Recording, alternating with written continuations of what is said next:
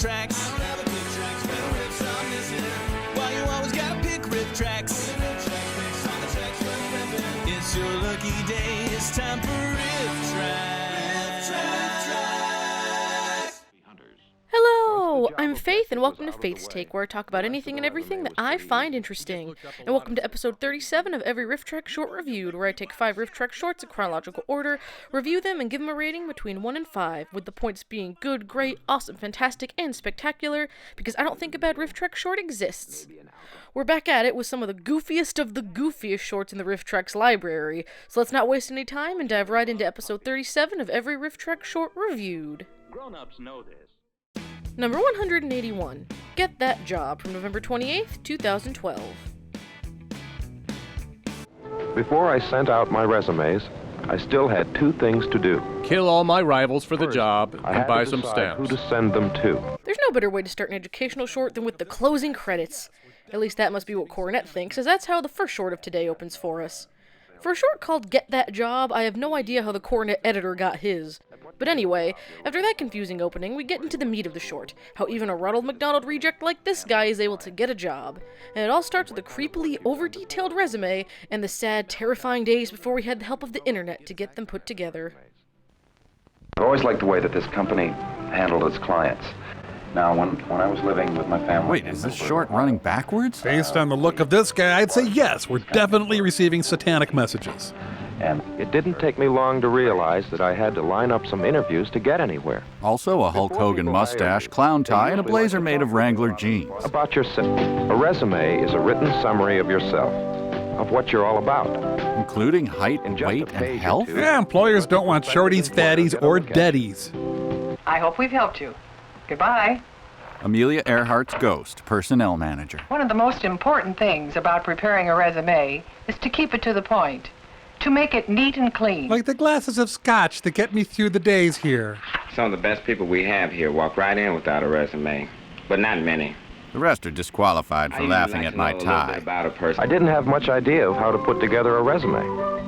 I didn't even know where to start. I filled a tire with pudding and set it on The fire. best thing to do was head for the library. The library immediately banned him from using the computers, even though they didn't have any yet. There was The ginger continues poring over the book and begins revealing all the boring details about his education and employment history to us, his hapless, captive audience.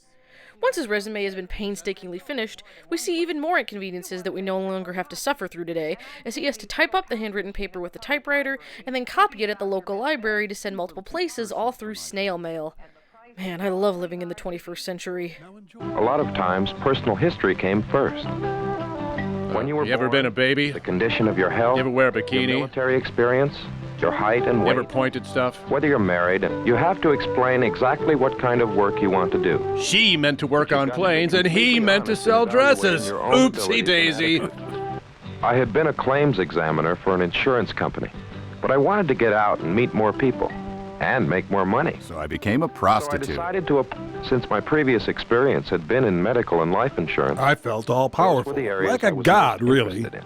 And that I'm going to night school now at the junior college. Please don't show it. It's very I even depressing. listed some of the I business said, courses please I'm don't taking show there. it. To make I once worked part-time as a salesman in a hardware store, too. Yep, I've lived a Wasn't full, much, rich but it was life. selling experience. So I put down all the jobs, starting with the current one first. He had his and then 6-year-old going back to niece the write others. it up for him.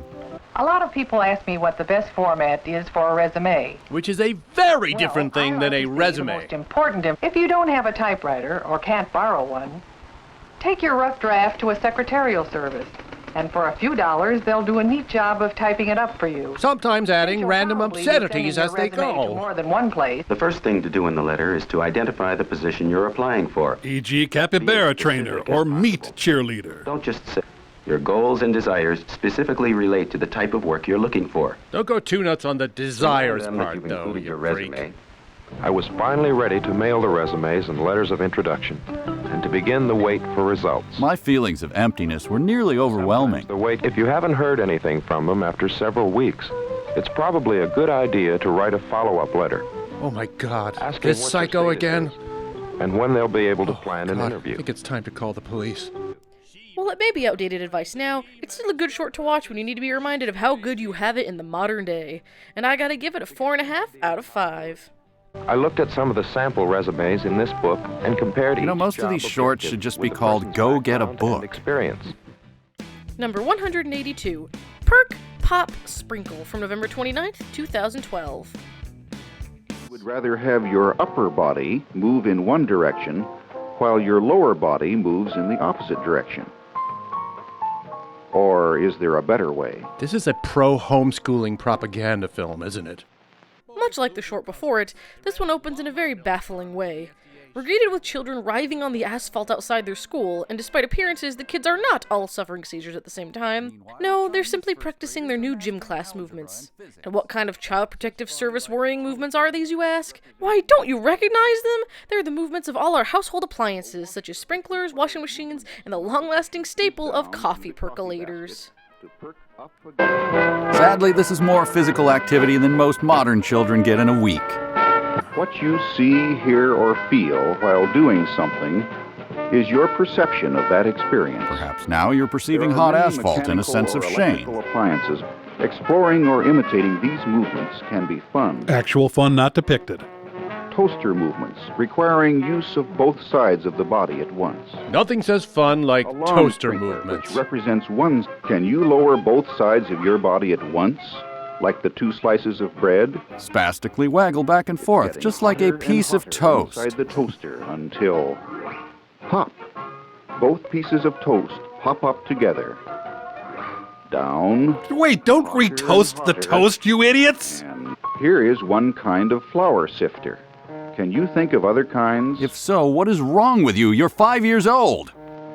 Would you move your arms and legs out and in like this? Of course I would not, as that does not even begin to resemble a flour sifter. Or can you reverse this action by keeping the legs still and moving around the feet? Remember, kids, if an administrator asks you what you did in gym today, just say basketball. Now, through this series, we've seen our fair share of unbelievably crazy and stupid things featured in the shorts. But as the parade of madness continues, this may just be one of the craziest and stupidest of them all. The kids go on to simulate popcorn, drills, and even more types of sprinklers, all the while looking like they need to undergo CAT scans immediately. The coffee begins to perk. You know you make me want to shout! Lift my hands up and shout! Throw my head back and shout! Come on now and shout! Come on now! Don't forget to say you will! Today's utter insanity made possible in part by Bang-O One popcorn. of several. So kids, explode ferociously and slam yourself against a hot metal As screen. the small, they begin to move gently, Get that camera off me. I'm in pre-performance mode. and the drill bit must rotate rapidly to bore a hole through the wood. And it's great for keeping a classroom in line. Can you turn your drill bit in one direction while pushing down, and in the opposite direction while lifting up? Well, you better, because we're going to stay here until you can! Can we please go back to our spelling test? No! Domo arigato, Mr. Roboto Domo. These children, is this the way you would move like the agitator of a washing machine? Yes, if I were trying to get out of jury duty, I would. Could you make a similar change by lying extended on your back? No, narrator, I could not, and neither will anyone else ever again because I've called the cops on you. Forward. This is so embarrassing. I give up on life. Maybe you can push with both feet at once to move forward. Or maybe just not do it and learn to read. Let's just hope all these kids went on to get the appropriate amounts of counseling in the future. This popping, percolating, and sprinkling short gets a 4 out of 5. At this point, we'd like to remind you that in theory, actual humans made this and showed it to people. Coffee grinders. Number 183, Choking to Save a Life, from December 7th, 2012. Symptoms. The victim cannot speak, breathe, or cough. But he can May sing! by grasping. Now here's a short that takes every gross detail it can and puts it all on display for us. In case you were brain dead and didn't realize how or even what choking is, this short happily shows us tons of close-ups of people and animals stuffing their faces. The short then goes a step further in the icky category by showing us exactly what goes on in our bodies when we swallow and choke. After then showing us a fake simulation of choking, we get to see the real thing when a man inevitably begins scarfing down his dinner of death.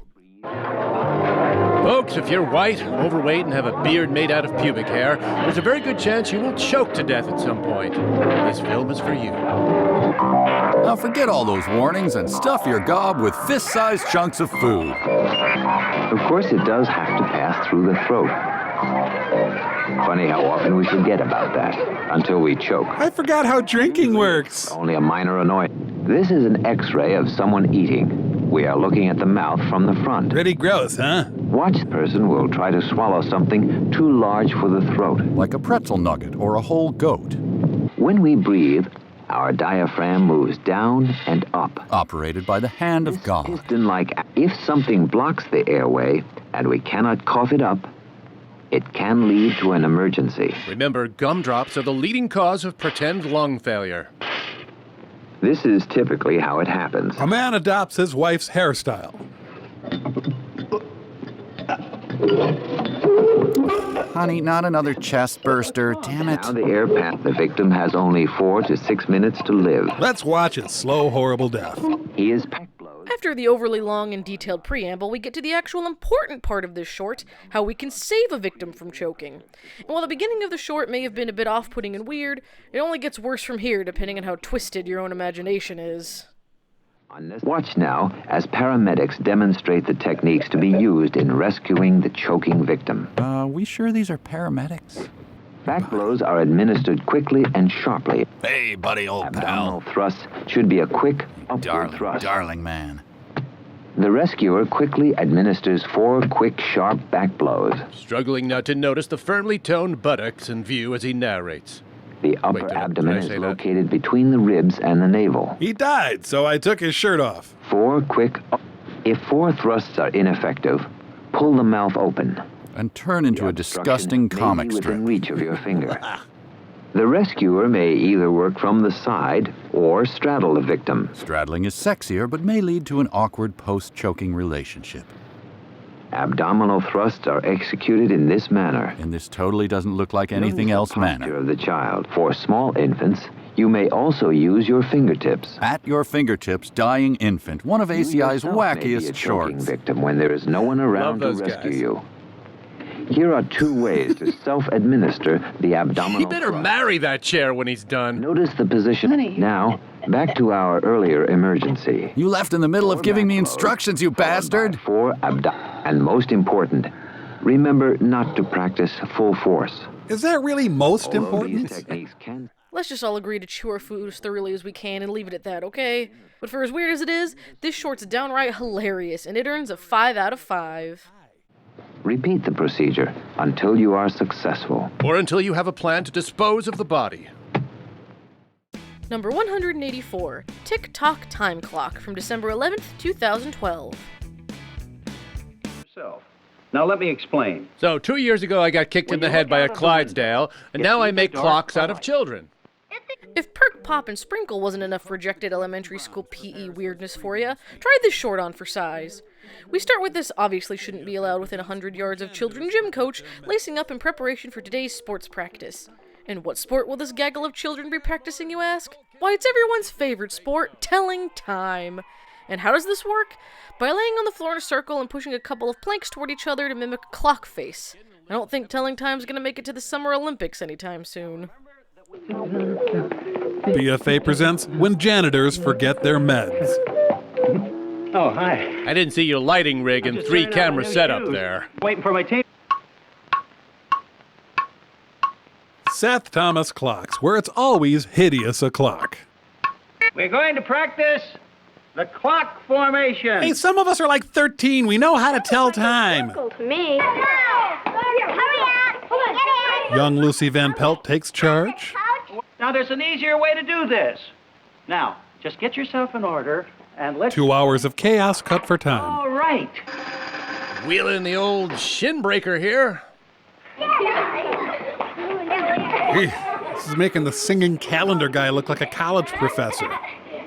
When the hour hand moves to the 8 and the minute Whoa, hug the ground, kids. Again, it is... Out of nowhere, the kids begin rhyming, which must mean the utter insanity of the coach has infected them like a parasite, and it's now eating away at their own brains as well. You could even tell something's happened to the children's minds despite the fact that they're rhyming, since some of them are clearly preteens, and yet they don't remember that there's both a 7 o'clock in the morning and a 7 o'clock at night. Now it is 5, and you thought you were free. We just wanted to go home and watch some TV. They kind of just glossed over Coach denying them their freedom there. To 8 o'clocks, to 9 o'clocks, there are 2 of every time. You all have evil doubles, but your parents won't believe you when you tell them. And when it's 9 o'clock, if you'll remember what we said. And if you followed my instructions, your enemies are dead. There's one more thing we have to learn about the clock. It's called union overtime. Like this. And when the hands point to me, it's 8:30. And when the hands point to me, they're filled with accusations. 9 o'clock. With the 12 on the top and the 6 on the bottom. Come on, force a rhyme with Gollum. And the 3 and the 9 sitting right where we got them. Damn. Flag on the play, lazy, inconsistent rhyme scheme. You seem to know by putting the hand here just so. Be sure to see Time Coach in the community theater production of, well, every community theater play. 10.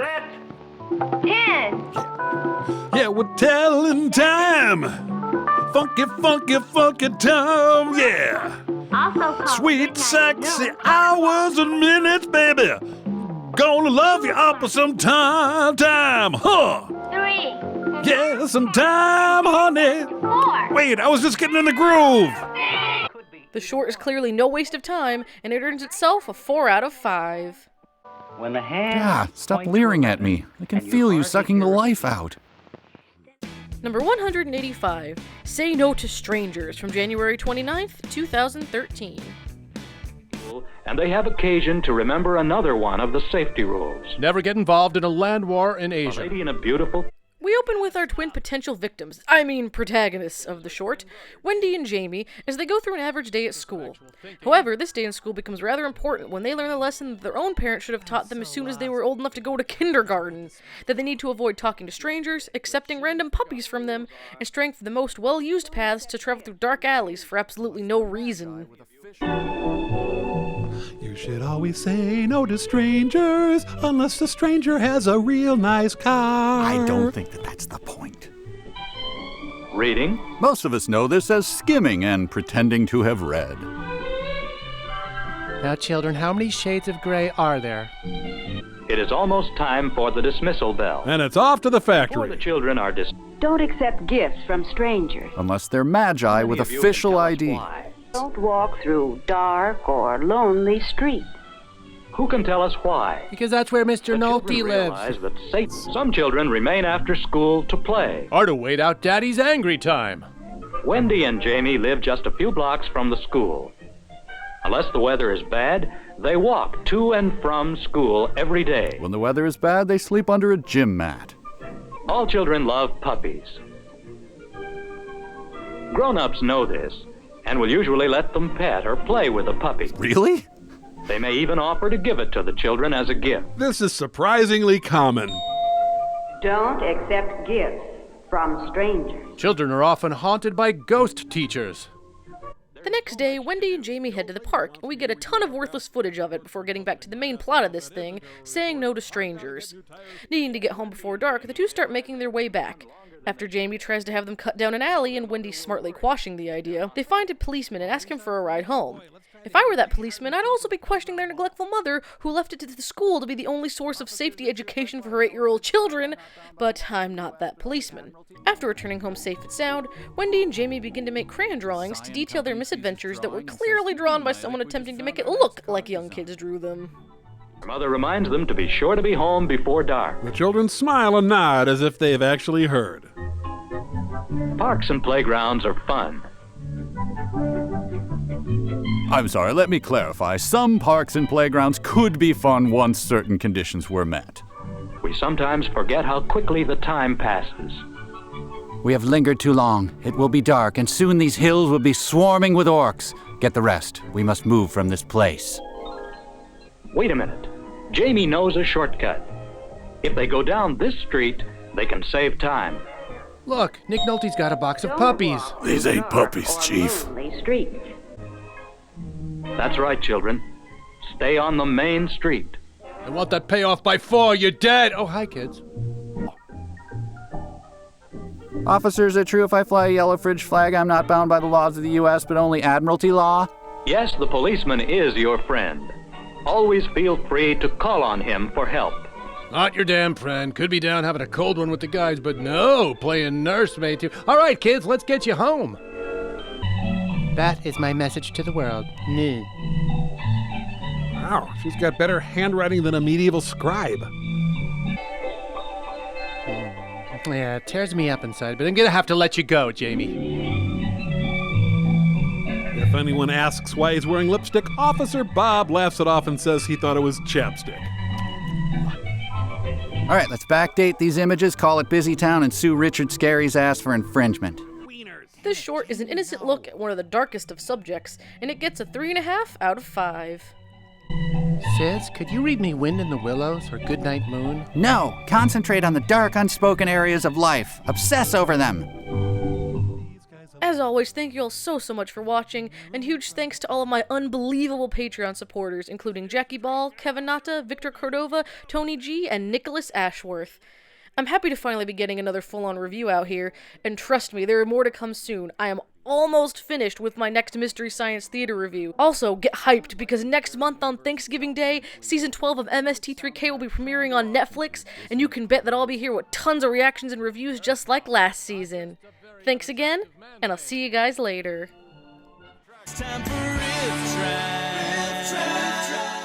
The kids simulate popcorn oh my gosh.